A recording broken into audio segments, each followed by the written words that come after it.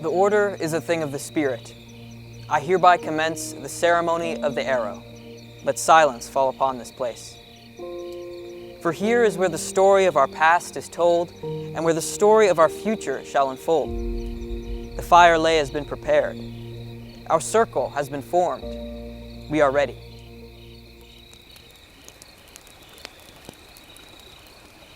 There are moments in life that define us. Not just events. They are moments of a personal remaking, a crossing of a unique threshold, a swearing in, a graduation, a pinning for office. These are times when we encounter something transformative. It isn't just a pat on the back or a handshake. It is a moment where we can mark with certainty that something about us is now different. These moments are conducted in significant places, in courtrooms, near monuments, and even council rings. We highlight these events with poetry, music, symbols, and actions. Like a well-traversed trail, we use words that are shared and common to all. The repetition of these words hearken to the eternal nature of the milestone. It is as if we step outside of time, so that all time can be near to us as we grasp a higher vision of ourselves and those around us. Ceremonies lead us to our heart and beyond. The Order of the Arrow began in and continues to maintain a culture of thoughtful and transformative ceremonies. From the beginning of the Order in 1915, our ceremonies have been instruments that steward our deepest values. They have marked a change of an enthusiastic go-getter into a principled and resilient servant leader, and from a company of individual scouts into the brotherhood of cheerful service.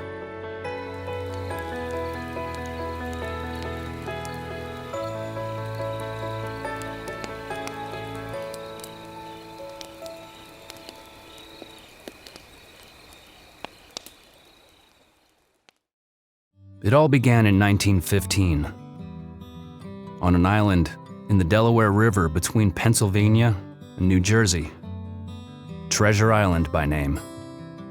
The founders, wearing black academic robes, sought a way to compel the best scouts to return as camp staff the following year to give scouting back to others. In that first ceremony, there were no complex scripts, but there were 3 iconic challenges. Yeah, the tests in the original ceremony of the Order of the Arrow were experiential pieces that taught a lesson.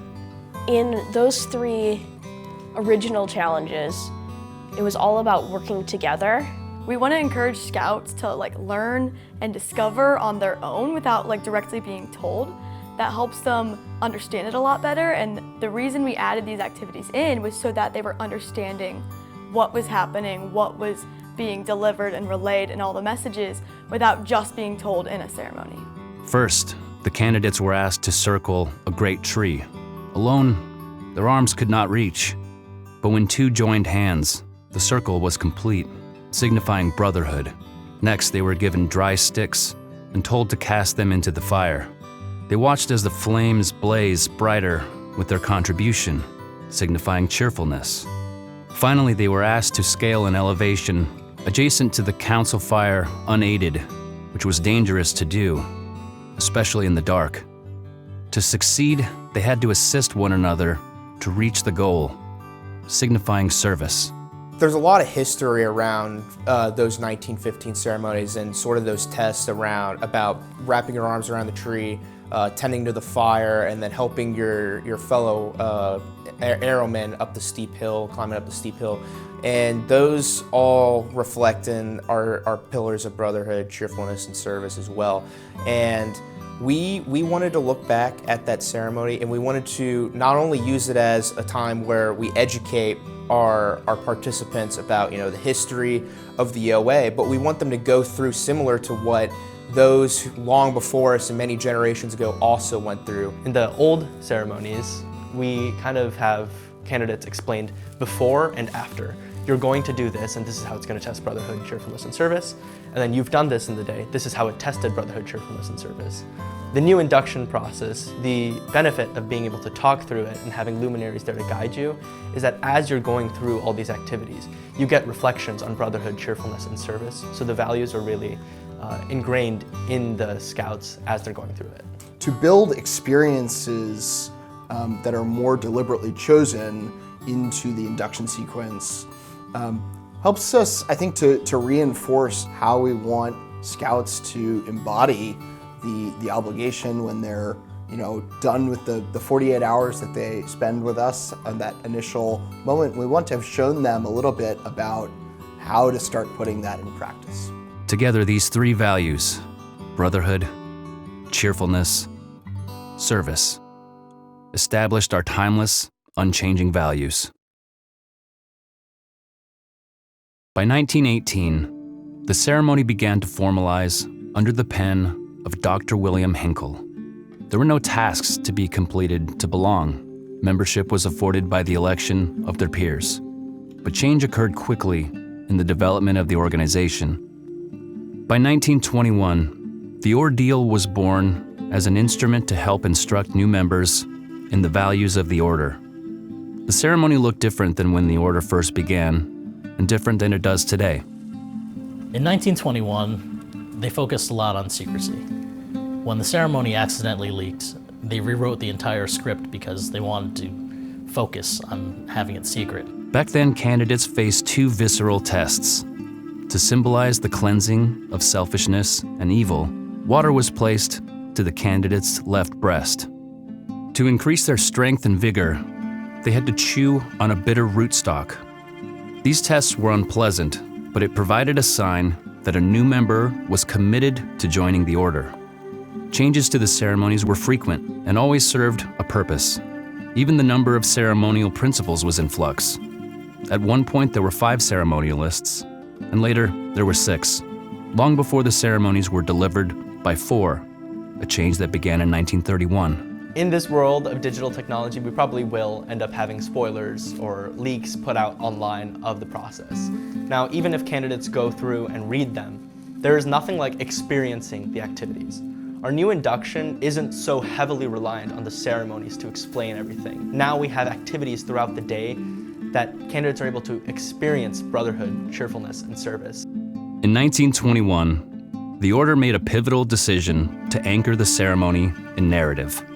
They adopted the legend, inspired by James Fenimore Cooper's The Last of the Mohicans, and wove in the rhythm of Henry Wadsworth Longfellow's poem, The Song of Hiawatha.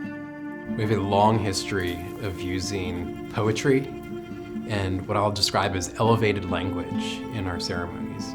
Ceremonial language is really important. Bringing young people into a moment that does not sound and feel like their daily lives gives them the space to reflect and also really reinforces the seriousness and the special nature of what they're going through. The writers of the ceremonies understood that to elevate the ceremony's significance, it was important to use language fit for the occasion. The ceremonies were presented as an embodied narrative. Participants encountered something more than rules and expectations. The ceremonies gave scouts a story to live into that was larger than themselves. It's the poetic language that many of us walk away from a ceremony many years after our induction still remembering. As stated before, changes to the ceremonies have been continuous since the order's founding and always motivated by a purpose to advance the order's mission. In 1933, as the order prepared to become a national program in the Boy Scouts of America, it faced a practical reality.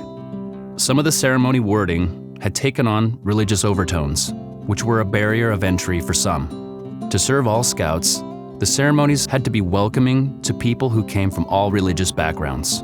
The ceremonies included words like sacrament, which literally means blood oath, To serve all scouting, these words were removed to advance the higher aims of the order.